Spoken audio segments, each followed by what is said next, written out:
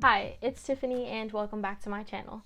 In this video, I wanted to talk about the ADA, what it is, and what it stands for. The ADA, also known as the Americans with Disabilities Act, is a civil law passed in 1990 to protect people with disabilities from discrimination, any and all forms of discrimination, in all areas of public life. Before we get into talking about the different titles of the ADA, I wanted to mention what the definition of a disability is, according to the ADA. This would be a physical or mental impairment that limits one or more major life activity. For me, it would be a visual disability. I wouldn't necessarily say that it limits me, but it certainly encourages me to do things a little differently than people with a different disability or people without one. So a great example of this for me would be transportation. Normally people can drive. I cannot due to my disability, but I take Uber, Lyft, public transit, and I still get around wherever I need to go. So thank you, Uber and Lyft, for helping me gain some more independence. Going back to the titles, there are 5 titles to the ADA. Title 1 is employment, 2 is state and local government, 3 public accommodations, 4 telecommunications, and 5 miscellaneous. The ones that I really want to talk about are 1, 3, and 4. Title 1 ensures that we have the same employment opportunities as anybody else, with or without a disability. It's very important for us to know that we can work and we should strive to do the best that we know that we can do. For me, I want to be a civil lawyer, and that's what I'm working very hard towards achieving, and you can do so as well. The second title is state and local government. I'm not going to talk about it, but I am going to add some information in the description for anybody that wants to read more on it or on the ADA. That will be down in the description. 3, public accommodations. It's very important for us to know that we do have the right to reasonable accommodations, which is part of this. Good examples of it would be accessible parkings, accessible bathrooms, when I go to the movie theater, being able to ask for audio descriptives, which it would be a pair of headphones that they give me. It's somehow connected to the movie, but it narrates what's happening in the movie for me whenever I cannot see. So thank you also. That's really, really helpful.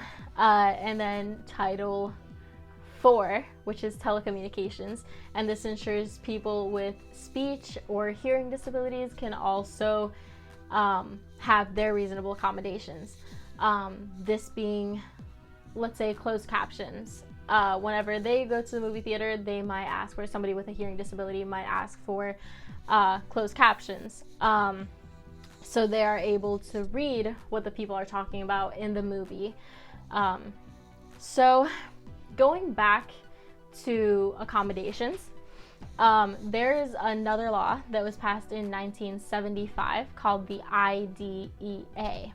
So this is the Individuals with Disabilities Education Act.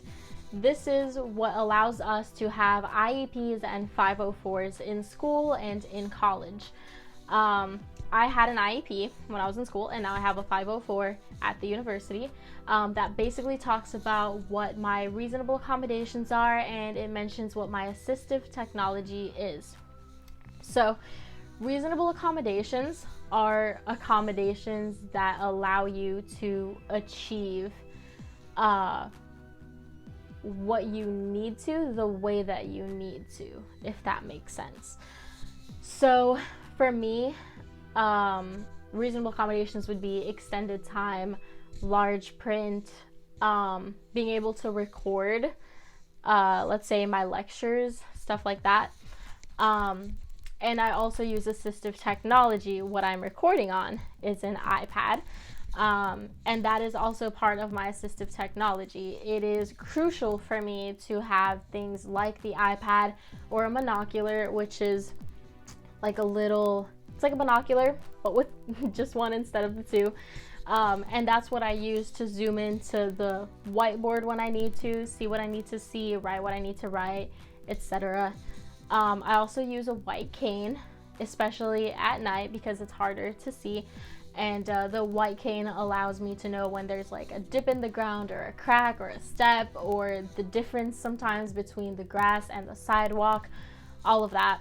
It's all part of assistive technology, and assistive technology is often also part of reasonable accommodations.